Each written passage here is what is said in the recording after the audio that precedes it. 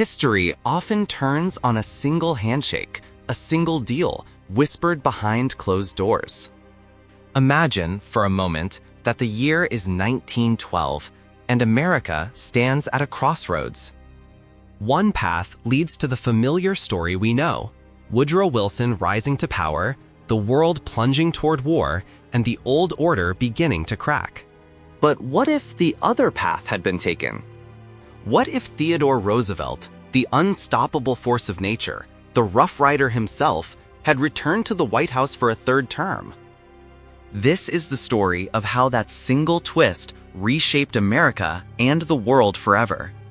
In 1901, when President William McKinley was assassinated, a fiery young vice president named Theodore Roosevelt suddenly found himself thrust into the nation's highest office. At just 42, he became the 26th President of the United States, bold, ambitious, and utterly unwilling to be ordinary. Roosevelt wasted no time turning the machinery of government into a weapon for reform. Wielding the Sherman Antitrust Act like a sword, he shattered corporate monopolies that strangled the economy, strengthened the Interstate Commerce Commission to bring fairness to the railroads, and pushed landmark laws to clean up America's filthy food industry. He also took the first true stand for the working man, championing fair labor and workplace protections. But perhaps nothing defined Roosevelt's presidency more than his reverence for nature. He believed that America's wilderness was a sacred trust, not a resource to be devoured. Under his hand, 5 national parks, 18 monuments, and more than 230 million acres of wildland came under federal protection. The idea that a nation's greatness could be measured not just in factories or battleships, but in forests and mountains, that was pure Roosevelt. After 2 dynamic terms, he stepped aside in 1908, backing his friend and successor, William Howard Taft. But Roosevelt's restless spirit was never one to sit quietly on the sidelines.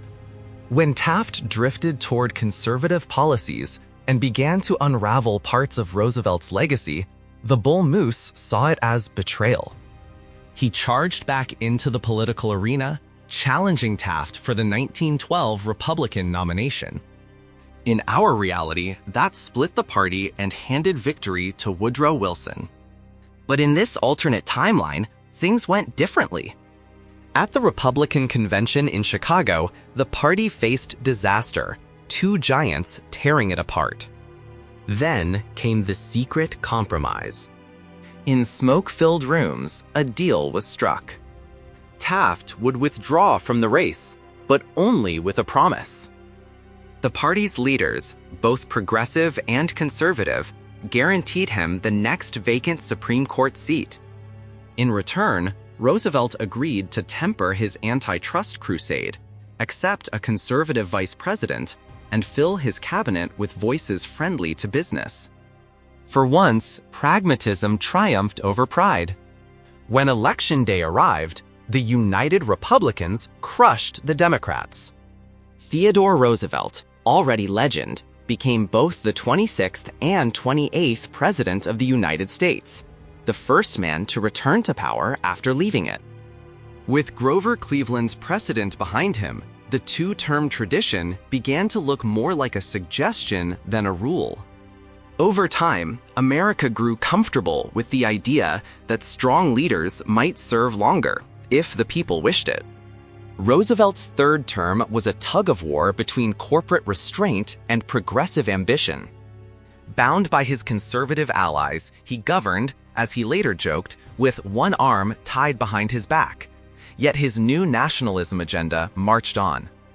He fought for the direct election of senators, prohibition, a federal income tax, farm relief, an 8-hour workday, and even an early anti-lynching amendment. His administration began funding road projects under the Constitution's Postal Roads Clause, investments that would one day blossom into the interstate highway system. Though railroads still ruled commerce, Roosevelt's vision quietly fueled America's coming love affair with the automobile. In 1915, he signed the Civil Service Reform Act, outlawing racial segregation and discrimination in federal hiring. Under his watch, the Department of Justice, the FBI, and even the armed forces remained racially integrated. The Ku Klux Klan, which in our timeline re-emerged stronger than ever, never found room to rise again. By channeling reform through Congress rather than relying on executive orders, Roosevelt ensured that his policies would endure long after he was gone. Yet not every legacy shone bright. His attitude toward Native Americans remained rooted in outdated ideology. As he once said, this continent had to be won, dismissing the idea that the land should remain to its original inhabitants. True to that harsh conviction, he seized more indigenous territory for national parks and monuments. Likewise, he left Chinese exclusion laws untouched and failed to deliver on his promise of women's suffrage, blocked by a reluctant Congress and a cautious cabinet. Even his support for a permanent income tax was delayed by corporate pressure within his own ranks. Abroad, Roosevelt's ambitions turned outward. He envisioned the United States not as an isolationist republic, but as a global power, standing shoulder to shoulder with the British Empire. Building upon the spirit of the Great Rapprochement, he cemented Anglo-American friendship as the cornerstone of U.S. diplomacy. His big stick policy remained in full swing, warning Europe to stay out of the Western Hemisphere while expanding America's own reach. To Roosevelt, Latin America was both a partner and a responsibility, a region too unstable to be left alone, too important to ignore. When rumors surfaced of German interests in the Caribbean, he acted swiftly, tightening Washington's grip on the hemisphere. Across Haiti, Nicaragua, and the Dominican Republic, American troops landed, invited, officially, to maintain order and protect democracy, but in truth, defending American capital and influence. It was imperialism draped in patriotism. Either they align with us, Roosevelt declared, or they invite chaos. The Panama Canal, completed during his term, turned into a symbol of American dominance and prosperity, a gleaming artery between two oceans, pouring wealth into federal coffers. In Puerto Rico, Roosevelt expanded his program of Americanization. Schools, courts, and public offices functioned exclusively in English, and the island's infrastructure boomed with federal funding. Local culture suffered, but Roosevelt saw assimilation as destiny, the only path toward full integration with the United States. By the end of his third term, America was stronger, wealthier, and more confident than ever, yet also more centralized, more industrial, and less tolerant of dissent. Roosevelt's America had conquered nature, tamed corporations, and extended its shadow far beyond its borders. But it had also sown the seeds of a future empire, one that would soon stride across the world stage, not as a republic of liberty, but as a colossus of power. So, what if it had really happened? What if Roosevelt's will had bent history once more? Perhaps the world would have marched into the 20th century under the watchful eye of the bull moose, and the United States, for better or worse, might have become an empire decades before its time. While America's attention was fixed on Latin America, stabilizing governments, building canals, and tightening its influence, the Old World began to tear itself apart. In the summer of 1914, a single pistol shot in Sarajevo shattered Europe's fragile peace. The assassination of Archduke Franz Ferdinand set the continent ablaze, dragging empire after empire into a conflict unlike any seen before. Within weeks, Europe descended into madness. Across the Atlantic, President Theodore Roosevelt watched with restless fascination. He was no stranger to war. His blood still ran hot from the charge up San Juan Hill. Yet this was a different kind of storm, one fought not for honor or expansion, but for survival. Roosevelt's instincts urged him to act, to lead, to shape history once again. But this time, the cage of democracy held him fast. His cabinet, Congress, and even the public were weary of foreign entanglements.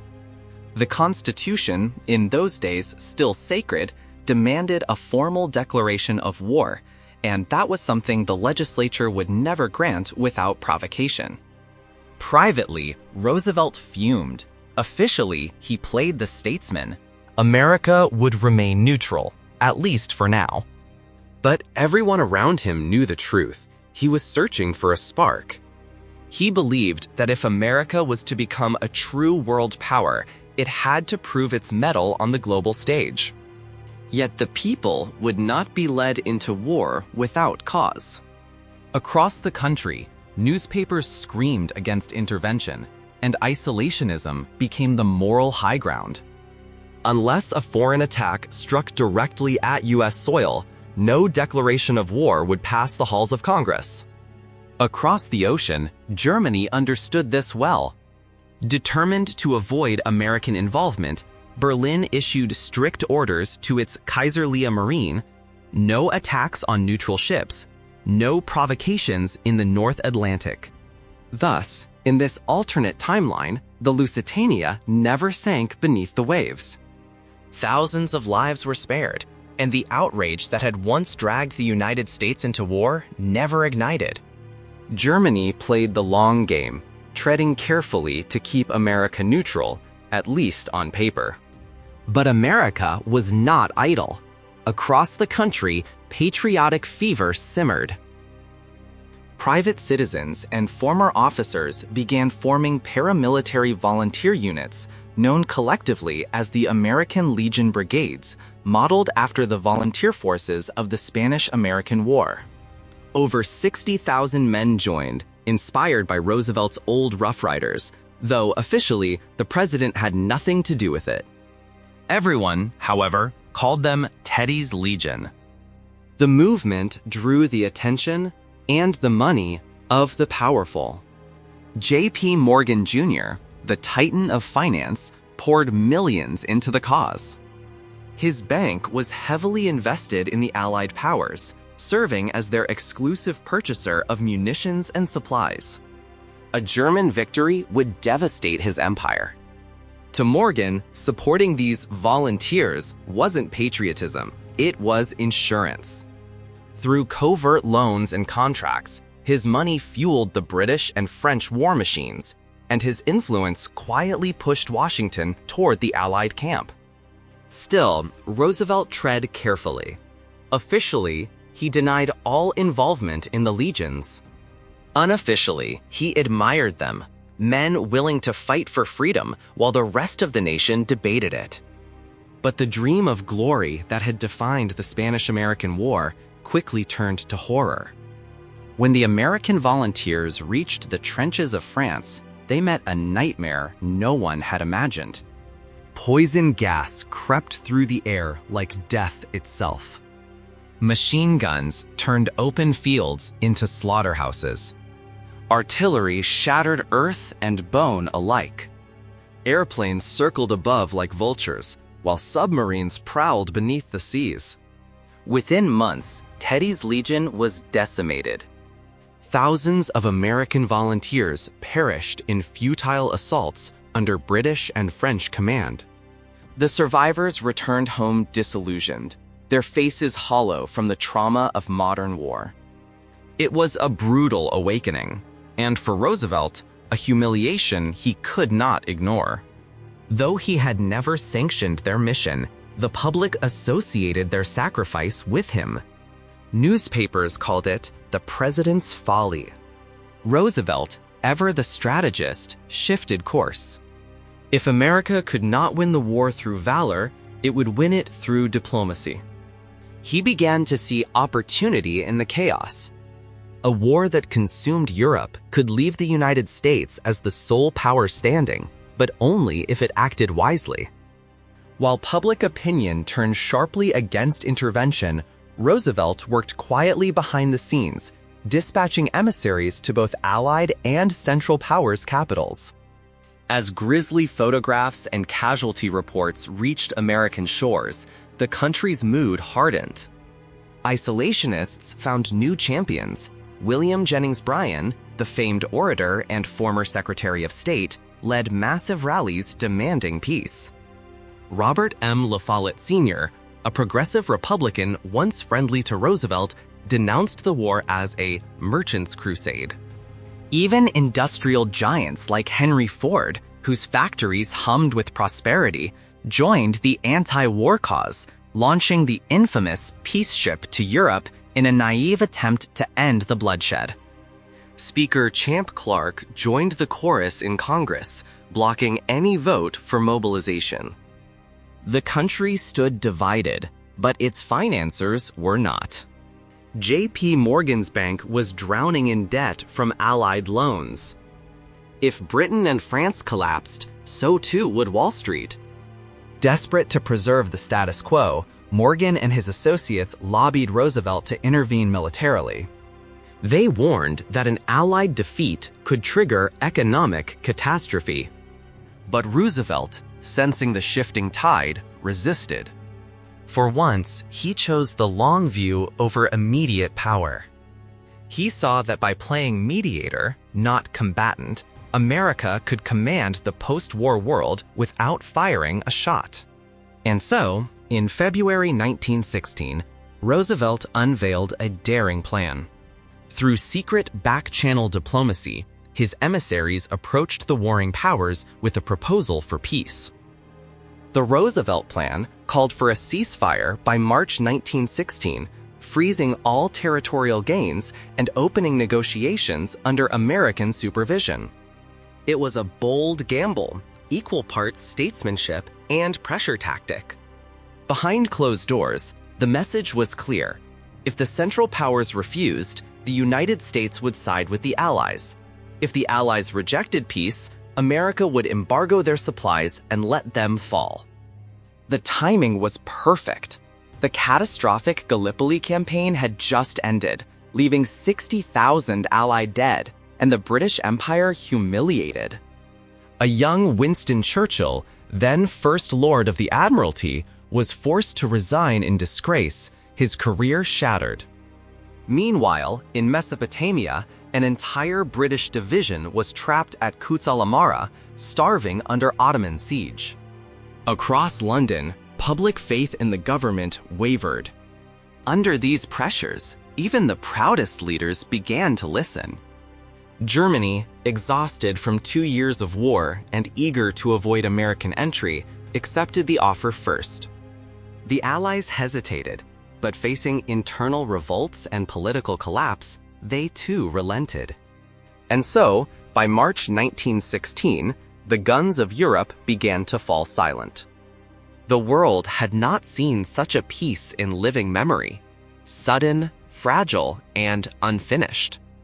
Though skirmishes continued on the front lines, the slaughter slowed. For the first time in 2 years, families dared to hope. Roosevelt had achieved what no other statesman could. He had ended the bloodshed without joining it. Still, beneath the surface, tension simmered. None of the great empires had truly won or lost. Russia remained under the iron grip of the Tsar, though revolution whispered in the streets. Germany still held vast territories in Belgium and Poland, while Britain brooded over its humiliation. The peace of 1916 was uneasy, a pause, not an ending. But it was enough for Roosevelt. From the White House balcony, he looked across the Potomac and said to an aide, "We have done what Europe could not. We have tamed the storm." He believed he had saved the world from collapse. What he didn't know was that this fragile peace was merely the calm before a far greater reckoning. By early 1916, Europe's guns had fallen silent. The armistice negotiated under Roosevelt's watch had stopped the slaughter, but not the tension.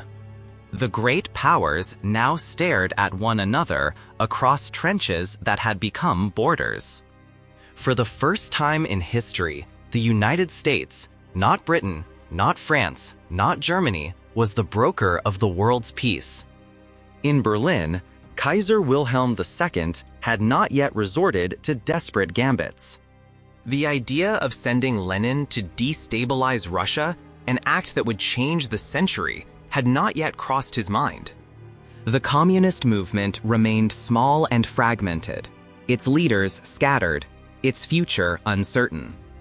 With the French, British, and Americans pressing for a ceasefire instead of revenge, Russia suddenly found an elegant escape from a disastrous war.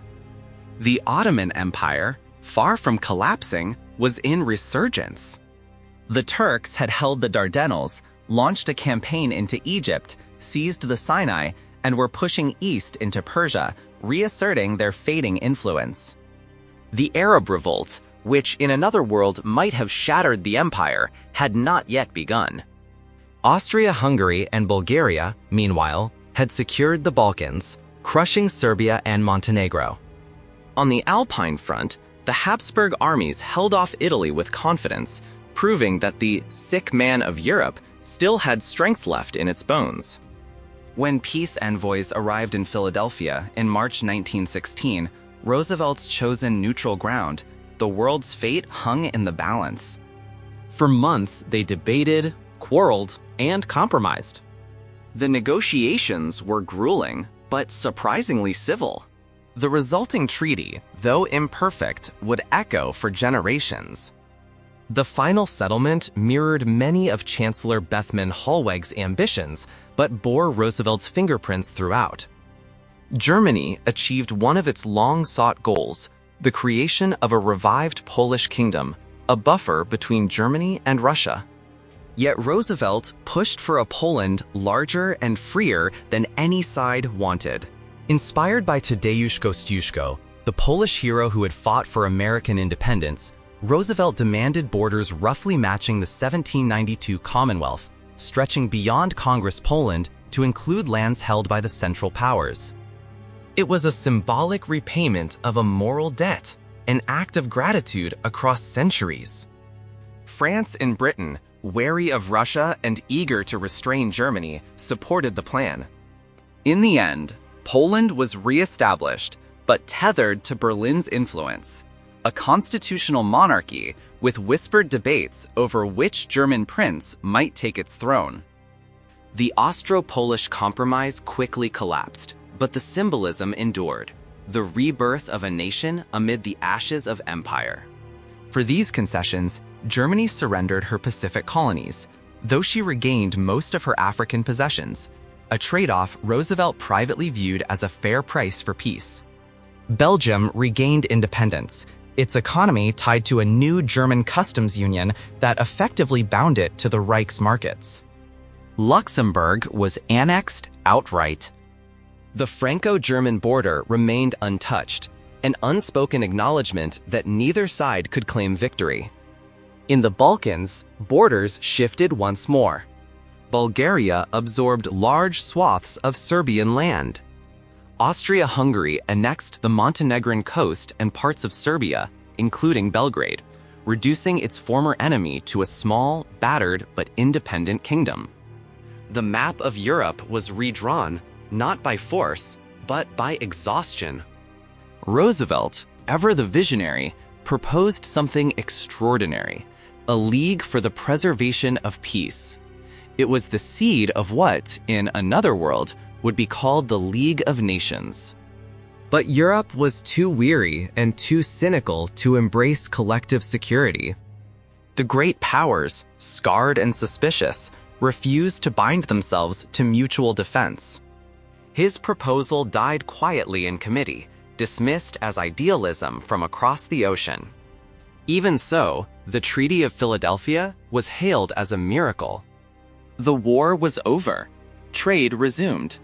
Ships once again filled the Atlantic routes.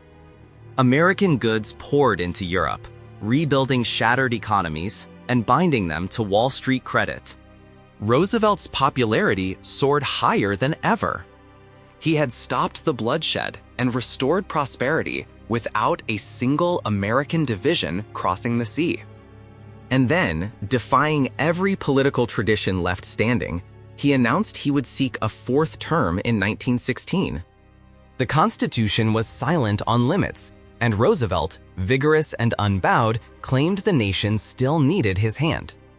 "I feel as young as when I charged up San Juan Hill," he joked at rallies. The work is not done, and a man who starts the job ought to finish it. The people agreed. While Europe healed, chaos brewed closer to home. Mexico had been in turmoil since 1910, a civil war of assassinations and shifting factions. The Revolutionary General Pancho Villa, seeking to provoke intervention, raided American border towns, hoping to rally Mexican nationalism against the pro-US government of Venustiano Carranza. Roosevelt, unlike the cautious Wilson of our history, took the attacks personally. He called them a dagger thrust at the Republic's honor and promised swift retribution. With congressional approval, he ordered General John J. Pershing to cross the border with tens of thousands of troops. American columns poured into northern Mexico, backed by rail and air support, hunting Villa's guerrillas through deserts and mountains. Mexico's government, desperate for stability and funding, accepted U.S. aid on Roosevelt's terms. In exchange for protection and loans, it granted sweeping economic concessions. By 1917, U.S. forces had captured Chihuahua and dismantled Villa's forces. The campaign ended with a controversial treaty.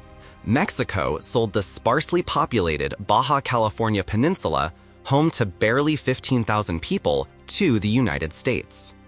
In return, Washington forgave its war debts and pledged reconstruction assistance.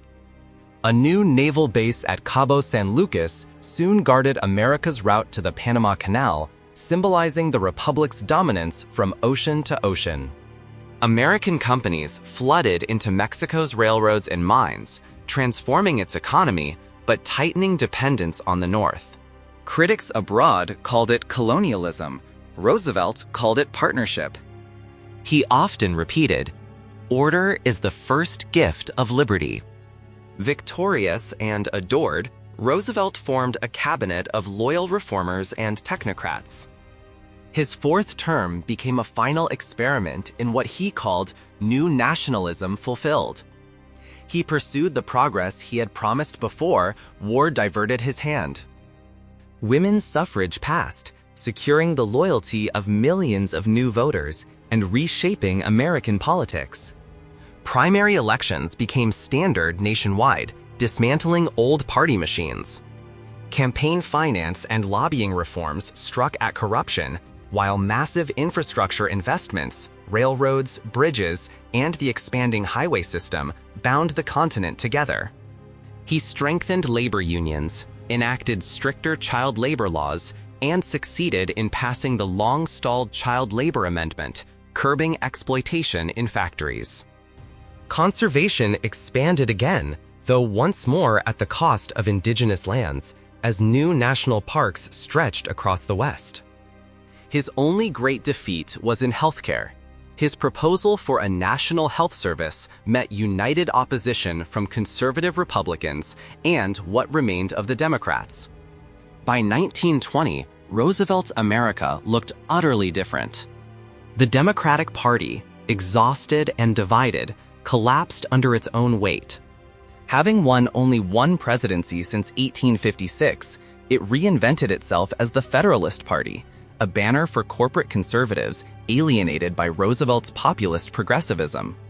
Figures like Al Smith, Warren G. Harding, and Calvin Coolidge drifted toward it, while the Republicans, Roosevelt's Republicans, became the party of modern reform, civic duty, and muscular nationalism. In the Philippines, Roosevelt ignored Wilson's old promise of independence under the Jones Act. "The islands," he declared, were a lighthouse of civilization in the Orient and would remain under firm American rule. With Asia opening to global trade, he considered them indispensable, both morally and strategically. By the end of his fourth term, Roosevelt had governed for 16 years. He had broken monopolies, preserved nature, reformed democracy, mediated world peace, and projected American power from Alaska to the Persian Gulf.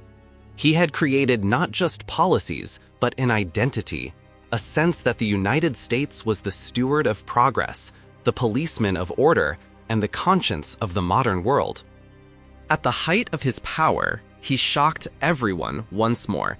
He stepped down. "No man should wear the crown of leadership forever," he declared. "The republic must renew itself." With that, he retired, leaving behind a transformed nation and a political dynasty of progressive heirs who would dominate the century to come. Historians would later debate whether Roosevelt had saved the world or simply delayed its next catastrophe. But to his contemporaries, he was the man who had dared to steer history itself and won. "Speak softly and carry a big stick," he had once said. "You will go far." And in this alternate America, he did, farther than anyone before him. If you enjoyed this journey through alternate history, remember to like, subscribe, and support the channel. Your help keeps these stories alive.